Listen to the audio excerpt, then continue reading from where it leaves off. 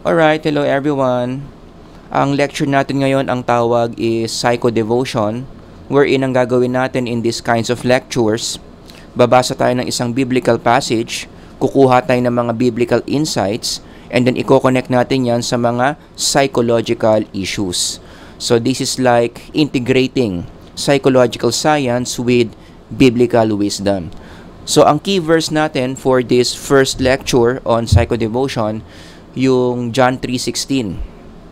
Siguro naman marami sa inyo familiar na dito. Let me just read. For God so loved the world that He gave His only Son. Close your eyes. Tapos, continue. I'm sure memorize nyo yan. That whoever believes in Him should not perish but have eternal life. Now, based on my research, itong John 3:16 daw is like the summary of the entire Bible. So, some theologians believe that na kapag i-summarize mo yung Bible into one verse, yan daw yon, John 3:16. And John 3:16 is also the most memorized passage in the Bible. Maraming tao, even in other religions, memorize, alam yung John 3:16. But I think, marami mga tao, although memorize nila yung John 3:16, marami yung hindi nakakaalam ng mga deeper insights, mga mas malalim na mga wisdom behind John 3:16. At yun nga yung i-discuss natin in today's Psycho-Devotion. Okay? So, let me start with applications ng John 3:16 that many people don't see behind the text. Number one, always rehearse God loves you, that God loves you. If there is one thing na dapat pinaniniwalaan mo about God, yan dapat yung number one. God loves you. Number two, what does it mean to truly love someone? It means sacrificing to another person. Unfortunately, in our culture today, hindi ganito yung tinuturo. Iba yung definition natin ng love. Kaya marami mga love life ngayon, palpak. Sino dito palpak ang love life? Taas ang kamay. Anong reason bakit palpak ang love life? Most likely, hindi mo sinusunod yung biblical model of what it means to love. Mamaya pag-usapan natin yan. Number three, you have to prioritize your spiritual needs. Kasi in our evil culture today, ibang needs yung tinuturuan tayong isatisfy. Mamaya, I'm going to reveal what that needs is. Okay? And in so doing, kapag yun yung fulfill mo, rather than spiritual needs, dyan nanggagaling yung mga maraming mental health issues. Kaya kung meron sa inyo dito, maraming mga mental health issues, one of the reasons, in the biblical lens, anong sagot? Kulang ka sa spiritual needs. Inuuna mo yung isa pang needs na mamaya i-discuss ko. And last one, number 4, as Christians, kung Kristiyano ka, isa sa mga dapat ginagawa mo araw-araw is to plant seeds of God's Word inside people's consciousness. Mamaya i-explain ko kung bakit ito yung dapat na ginagawa natin araw-araw. Okay? So, dadaanan natin lahat yan, numbers 1 to 4. Balik ulit tayo sa key passage natin, John 3:16. For God so loved the world that He gave His only Son. Close your eyes, continue. That whoever believes in Him should not perish but have eternal life. The first point I want to emphasize is yung first few words of the passage. For God so loved the world. Anong insight yung pwede nating makuha dyan? That God is a loving God. Kung merong isang katangian ang Diyos na dapat una mong naiisip when you hear the word God, let me clarify, God of the Bible. Alright? God of the Bible is a loving God. In fact, maraming hindi nakaka-realize nito, Bakit dito sa passage, merong word na so? So loved.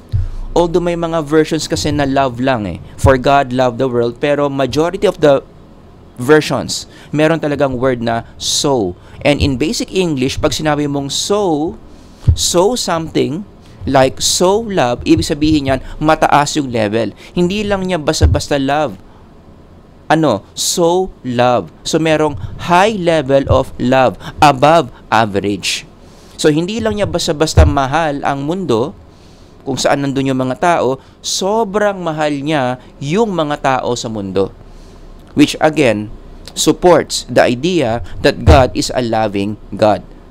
Pero anong ibig sabihin nun? Kasi very abstract di ba? When you say God is a loving God, anong ibig sabihin nun in our everyday life? It means everything that He allows to happen to us, everything that He does to our life is for our own good.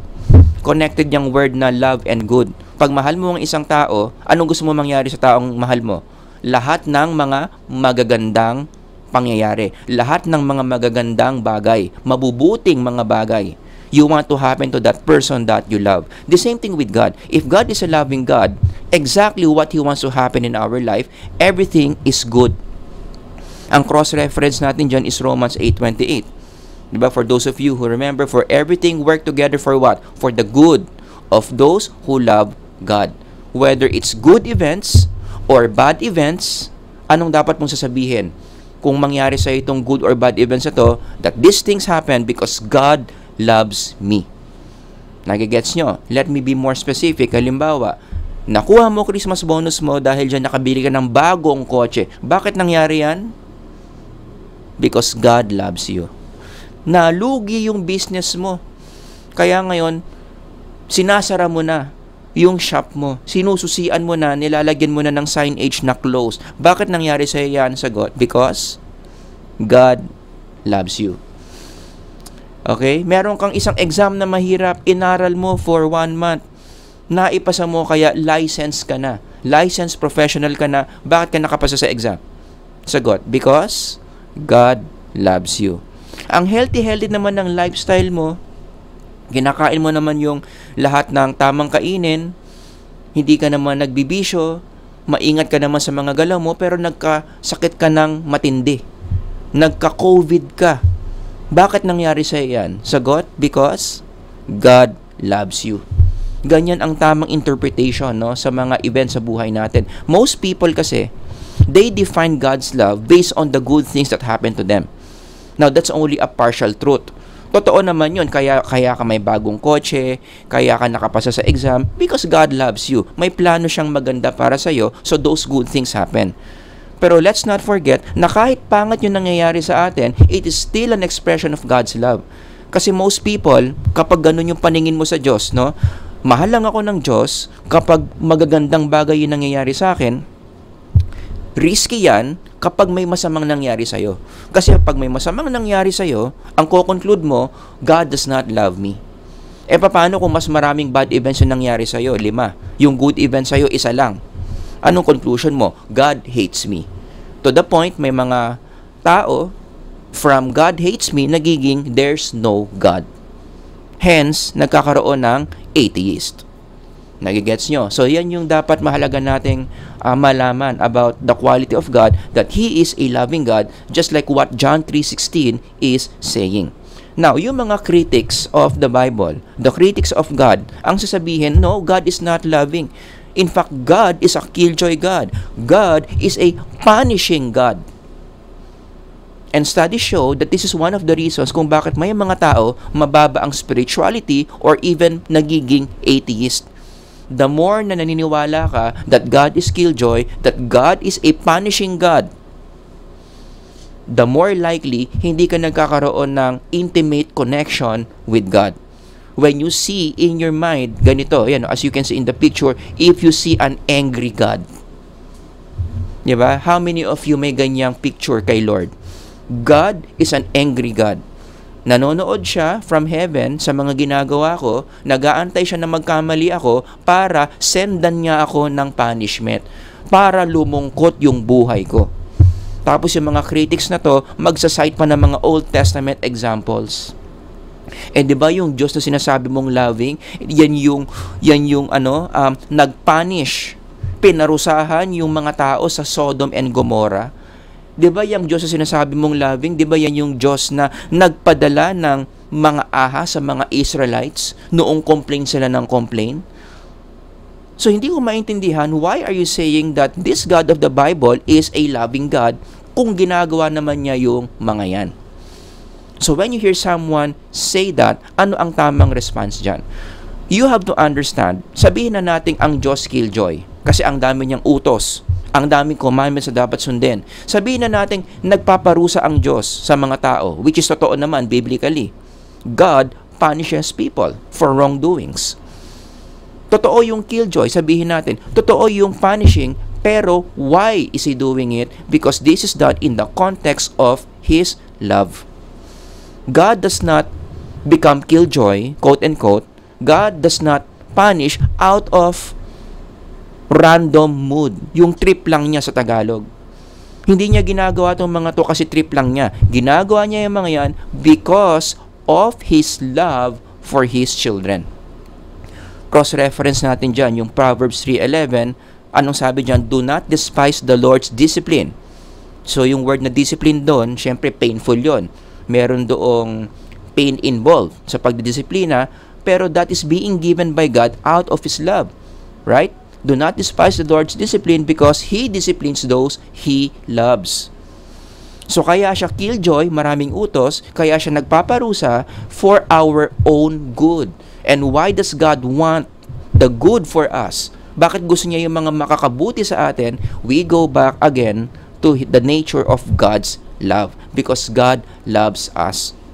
Tignan niyo yung pagiging quote-unquote killjoy ni Lord. Bakit maraming utos sa Biblia?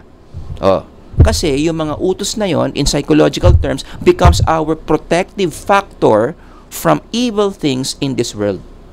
Believe it or not, pampaganda ng mental health ang mga utos ng Diyos sa Biblia. Kaya kung babasahin mo yung Joshua 1:8, pwede mo itong i-integrate sa positive psychology. Paano magkaroon ng magandang mental health? Joshua 1:8, keep the book of the law always on your lips. Pag sinabi mong book of the law, mga utos ng Diyos na marami. Meditate on it day and night so that you may be what? Careful to do everything written in it. At anong effect nun? Then you will be prosperous and successful. Protective factor yung mga quote-unquote killjoy laws that God is asking us to do. The more you do these laws, mas gumaganda yung mental health outcomes natin. In contrast, wag mong sundin yung mga laws ni Lord. Sundin mo yung kabaliktaran ng mga inuutos niya. Yan yung listahan sa Galatians. Isa-isahin mo yan. I-practice mo yung sexual immorality, impurity, sensuality, idolatry, sorcery, enmity. Ituloy nyo na lang. Ito yung mga bagay that will put us into trouble. All these are threats to mental health. Ang tawag naman dito sa psychological terms, risk factors. And you can try this kung gusto mo. I-test mo. Araw-arawin mong gawin yung isa dyan, for sure. Ang hypothesis ko, lalagpak ang mental health mo. Araw-arawin mong i-practice ang sexual immorality. Araw-arawin mo yung sorcery. Araw-arawin mo yung envy. Araw-arawin mo yung drunkenness. Tingnan mo, sira ang liver mo. Maya-maya na sa ER ka na, may masakit na sa'yo. See? Are you getting my point? These are protective factors. Mga utos ng Diyos na gagawin mo. These are the risk factors. Ito yung mga bagay na huwag mong gagawin. Why does God care so much that we do this and not do this? Ano sagot? Out of His love. Nagigets nyo? So grabe ha. Insight number 1 pa lang yan. Ang dami ko lang nasabi. Now, let's continue. Balik tayo sa John 3:16. I also want to emphasize here the following words. Love the world. Tapos, He gave only Son. Those words are very important. Point number 2, I think this verse was written to teach us something about love, that love is about giving. Sa Tagalog, pagbibigay, which is an action word. So kung meron ka sinasabing mahal mo, ang dapat na ginagawa mo doon sa mahal mo araw-araw is what? Meron kang binibigay sa kanya. At yung binibigay mo sa kanya is something na dapat sobrang valuable sa'yo to the point na nagsasacrifice ka na binibigay mo yon. Kasi yun yung ibig sabihin ng word na sacrifice, di ba? Pag sinabi mong, sige, isa-sacrifice ko para sa'yo. Ibig sabihin nun, meron kang very valuable na bagay or mahirap na action na gagawin mo para sa isang taong mahal mo. Nagsasacrifice ka para sa kanya. Now, in the passage, that was reflected. Kaya kung babalikan nyo, no, merong emphasis ng only Son. If you come to think of it, pwede naman yung sinabing, for God so loved the world that He gave His Son. Yun na lang, His Son. Nagsayang ka pa ng tinta dito may only Son pa. Bakit kinakailangan may only Son? May emphasis na isa lang yung anak niya. Because yung word na only, nagre-reflect yan ng value. Lahat ng bagay na meron tayo na yun lang yung meron tayo, mataas yung value nun. Don't you agree? Yun lang yung relo mong Rolex. O, diba? Mataas ang value nun. Yun lang, ito lang yung laptop mo. This is your only laptop. This is your only dog. This is your only money. O, diba?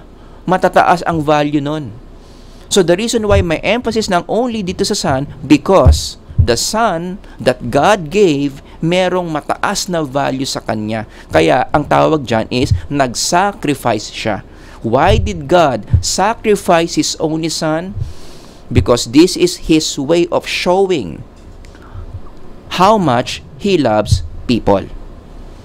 Nagigets nyo? Kung baga sa simpleng Tagalog, what does it mean to truly love someone? Ito, i-fill in the blank mo to. Para sa'yo, bibigay ko to. At yung ibibigay mo, it's something valuable to the point that you consider it sacrifice. Bigyan ko kayo ng mga example. Halimbawa, para sa'yo, dahil mahal kita, hindi na ako magsusugal. Yun. Mahal na mahal mo yung pagsusugal. Talagang naging habit mo na yan. Parte na yan ng identity mo. Pero dahil mahal mo yung asawa mo, ayaw mong malubog kayo sa utang, gusto mo siyang maipasyal sa Hong Kong, ititigil mo na yung pagsusugal mo. Kahit mahirap. O, di ba? That's what it means to truly love. Sacrifice. Hindi na ako babarkada.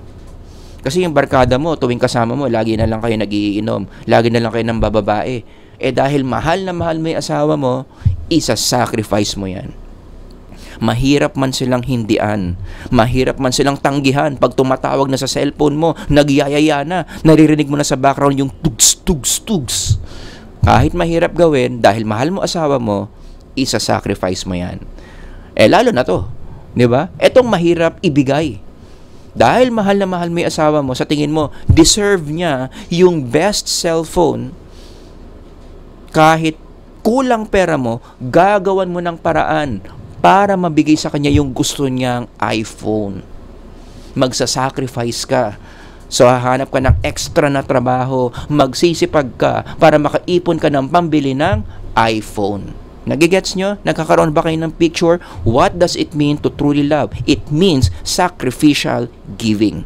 Exactly what John 3:16 is teaching. Now, in the spiritual realm, ano yung version ni Lord dito? Because God loves people so much, He gave His begotten Son on the cross to forgive for the cleansing of our sins. That's very valuable.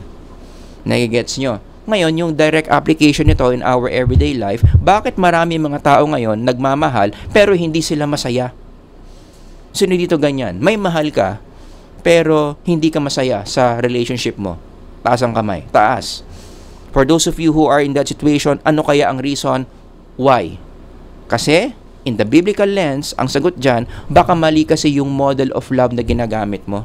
Because in our culture today, ang model of love that is being taught is the getting model of love. Anong ibig sabihin ng getting model of love? Kaya ka nga nagmahal para sumaya ka eh. So, dapat, yung partner mo, maraming ibibigay sa'yo para sumaya ka. You deserve to be happy.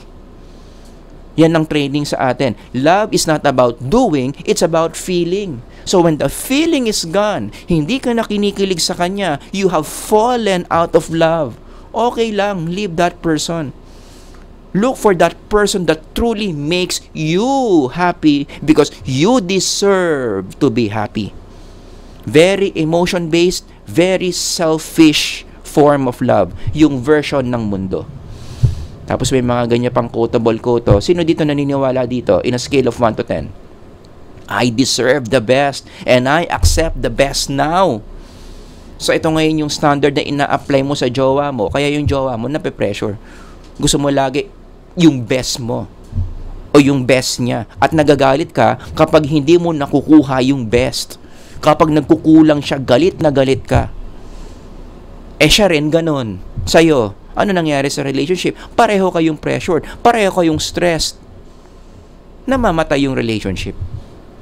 Nagigets nyo? Kaya, hindi tama yung ganitong model. Let's apply this model of love. I-test nyo. Apply this week. Mag-sacrifice kayo.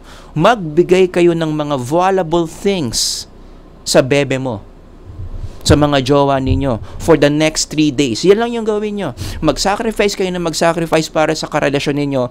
Sureball ako, my hypothesis, tataas yung tinatawag nating relational satisfaction mo with your jowa. Because when you do this, you are applying the correct way to love. Love is not just about feelings. Love by nature is about giving. Sacrificial giving to the person na sinasabi mong mahal mo. Kaya ang isa pang application dito, kung may sinasabi kang taong mahal mo, tanungin mo sarili mo, anong sacrifice yung binibigay mo doon sa taong mahal mo? Kapag wala kang masagot, ang naiisip mo yung mga sinasacrifice niya sa'yo ay, hindi mo mahal yan. Baka siya mahal ka niya, ikaw hindi mo siya mahal. Are you getting my point? John 3:16. Another thing I want to emphasize here are the words God and world. Mahalaga rin yan, ha? Akala nyo, wala lang yan, ha? Pero these are very important words. Meron tayong insight na mapupulot dito. Iba ang worldly sa spiritual reality. Diba? Yung word na God, it's very spiritual word. And the word world is an earthly word. Nagigets nyo? So God is spiritual, world is earthly. Dahil magkaiba yung spiritual reality sa worldly reality, anong ibig sabihin yan? Iba yung worldly needs sa spiritual needs. Iba yung worldly wisdom sa spiritual wisdom.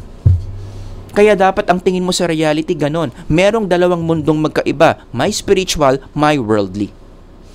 Anong examples ng worldly needs? Siyempre, ito yung mga alam ninyo.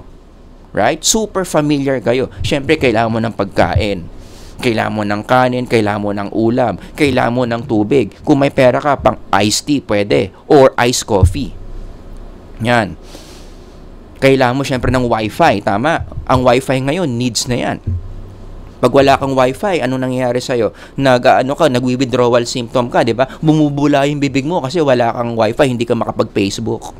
Need na ngayon yan eh. Need mo matulog. Need mo ng trabaho para masustain yung mga worldly needs mo. You get my point? These are worldly needs. Mga material things. Pero meron din tayong mga spiritual needs. Ito yung mga bagay na hindi mo nakikita pero super kailangan mo. Like what? Because you are a spiritual being, kailangan mo ng God's love. You need to worship. You need the Holy Spirit. You need to be holy. You need to be saved. You need to be forgiven. You need peace of mind.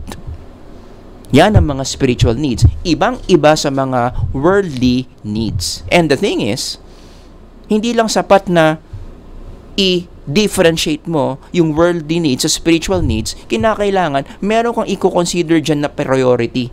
Meron diyang mas mataas ang value over the other, and I would have to say, yan yung spiritual needs. At yan ang problema ng maraming tao ngayon. No? Baliktad ito. Mas kinoconsider nilang mahalaga yung worldly needs over spiritual needs. Mali yun. Kung meron kang ipaprioritize, spiritual needs dapat. You know why? Tanungin nyo ako bakit. Bakit kinakailangan spiritual needs muna over worldly needs? Kasi, after all, we are spiritual beings. Yun yung nature natin. We are not worldly beings. Sabi nga ng Bible, sojourners lang tayo eh.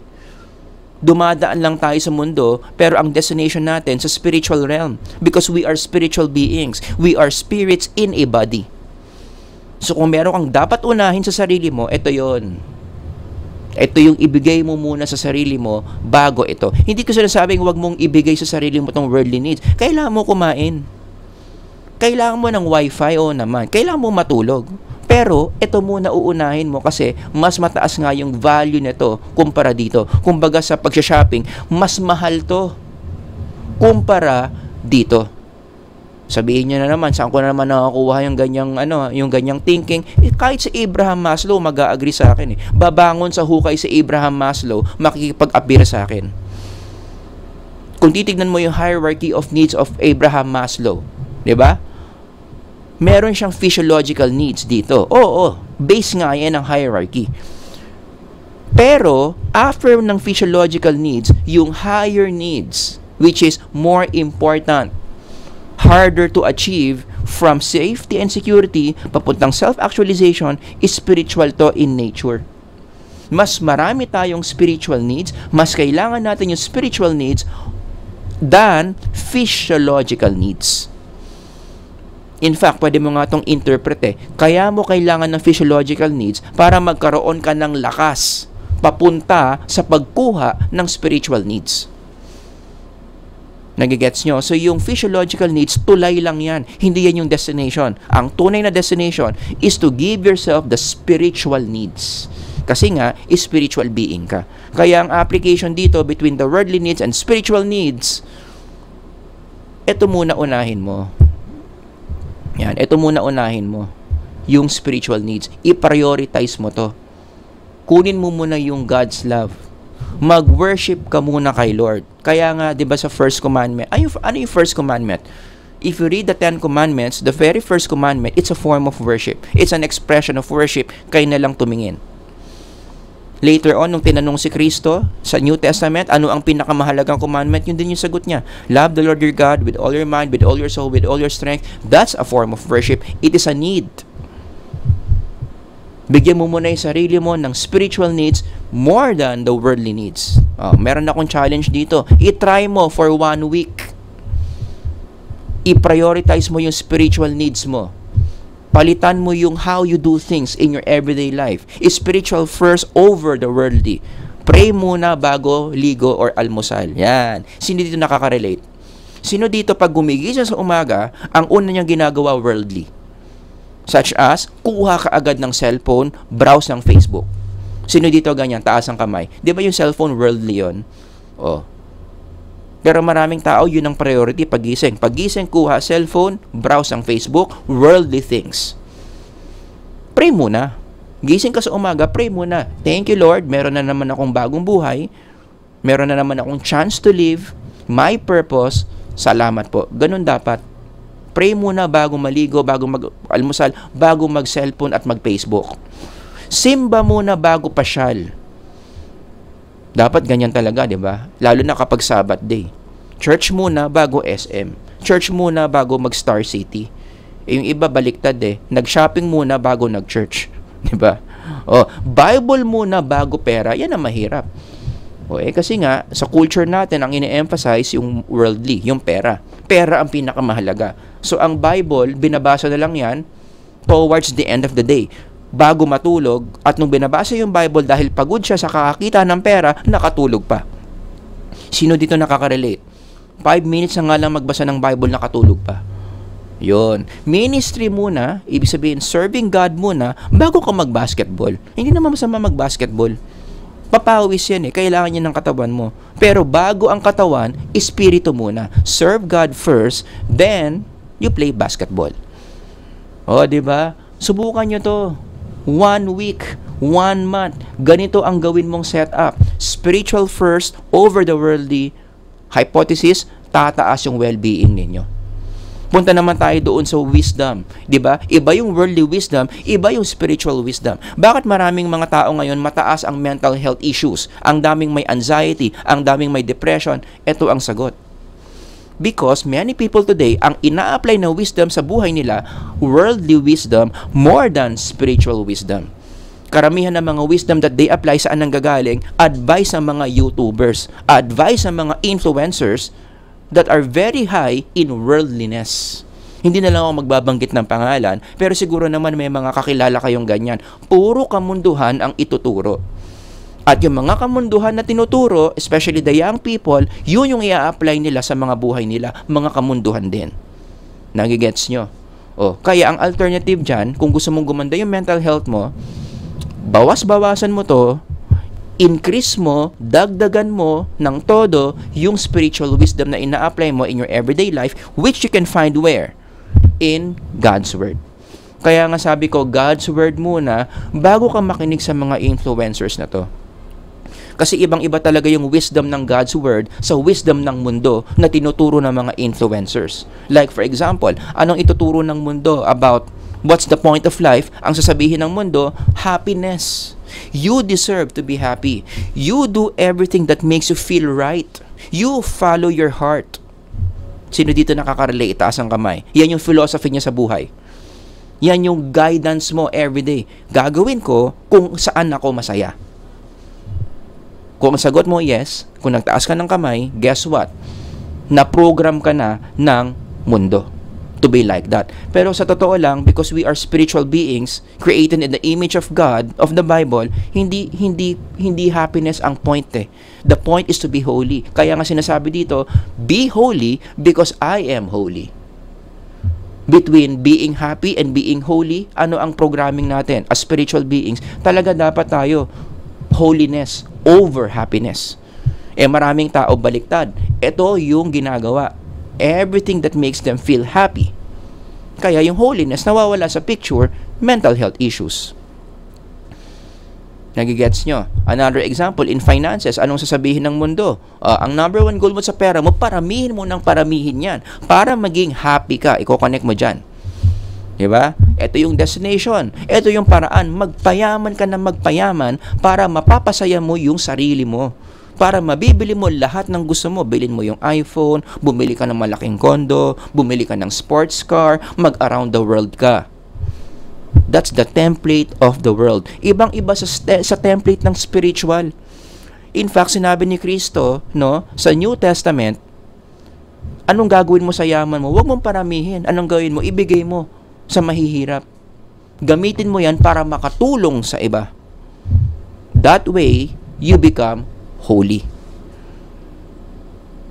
Are you getting my point? Ibang-iba yung template ng worldly sa spiritual. Pero again, unfortunately in our culture today, more people are applying worldly wisdom over spiritual wisdom. Kaya yan yung sagot ko sa tanong na yan eh. Bakit marami mga tao ngayon, kahit na nasa self-love movement age na tayo, love yourself, be happy, be happy. Bakit marami pa rin taong may mental health issues? Ang dami-dami ng mga researches, ang dami-dami ng mga self-help books that will teach people how to be happier, yet parang it's not working. Hindi gumagana. Kasi nga, mali yung advice. As spiritual beings, we are not created to be happy. We are created to be holy. Kaya itong mga taong to, which the majority are young people, sa tingin ko kaya tumataas yung mga numbers na to, numbers of thought of committing suicide. Anong reason? Marami silang mga na-i-internalize na mga unhealthy ideas, unhealthy principles that are so worldly. Galing sa YouTube, galing sa mga influencers.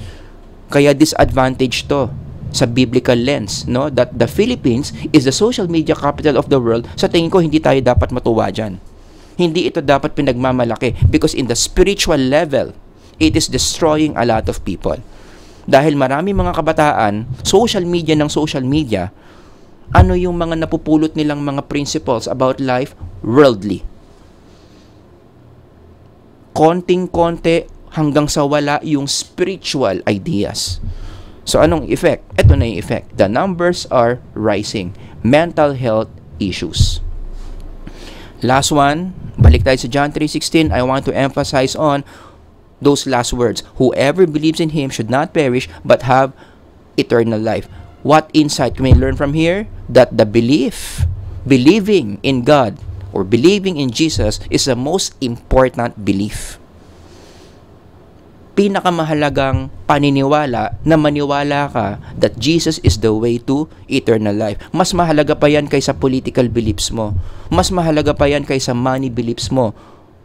Mas mahalaga pa ito kaysa relational belief mo. Kaysa identity beliefs mo. Your belief in Jesus is the most important belief na dapat meron ka. In fact, the Bible tells us, gaano kahalaga yung maniwala ka kay Kristo. Na maniwala ka sa Diyos, it can determine what happens to you in eternity. Pag namatay ka, ano mangyayari sa'yo? Anong sagot? Depende. Ano ba yung belief mo about Jesus? Did you believe or not?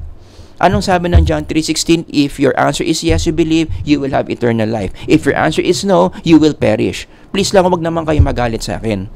Kasi alam ko nakataas na naman yung mga kili ng iba. Paano naman yung inclusivity and diversity? Hindi naman ako yung nagsabi niyan. 'Di ba? Sino nagsabi niyan? Si John. Yung nagsulat ng John 3:16. So kung galit kayo na hindi ito inclusive, don't be angry at me. Be angry to the person who wrote this, who is John. Are you getting my point? Oh.